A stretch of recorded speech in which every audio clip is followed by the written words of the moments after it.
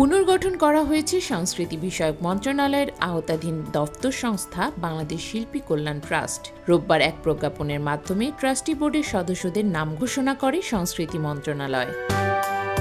নতুন ট্রাস্টি বোর্ডে অন্তর্বর্তী সরকারের সাংস্কৃতিক বিষয়ক মন্ত্রণালয়ের 15 সদস্যের মধ্যে রয়েছেন সংস্কৃতি মন্ত্রণালয়ের উপদেষ্টা, সচিব, বাংলা একাডেমির মহাপরিচালক, শিল্পকলা একাডেমির মহাপরিচালক, অর্থ মন্ত্রণালয়ের যুগ্ম সচিব, শিল্পী কল্যাণ ট্রাস্টের ব্যবস্থাপনা পরিচালক।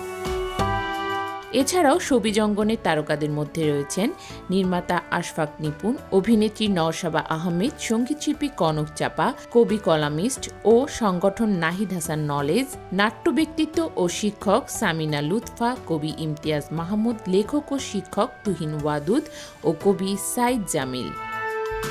জানা গেছে 15 সদস্য বিশিষ্ট পুনর্গঠিত ট্রাস্টি বোর্ডে আগামী 3 বছরের জন্য দায়িত্ব পালন করবেন তারা। মূলত অসচ্ছল ও অসুস্থ শিল্পীদের পাশে দাঁড়ানোর পাশাপাশি শিল্পকর্মে বিশেষ অবদানের জন্য বৃত্তি দেওয়ার মতো কার্যক্রম পরিচালনায় 2022 সালের 11 আগস্ট আনুষ্ঠানিকভাবে বাংলাদেশ শিল্পী কল্যাণ ট্রাস্টের যাত্রা শুরু হয়। 2001 সালে শিল্পী কল্যাণ ট্রাস্ট আইন হওয়ায় 10 বছর পর 17 সদস্যের বোর্ড গঠন করা হয়। এরপর 2020 সালের 16 মার্চ বোর্ড পুনর্গঠন করা হয়।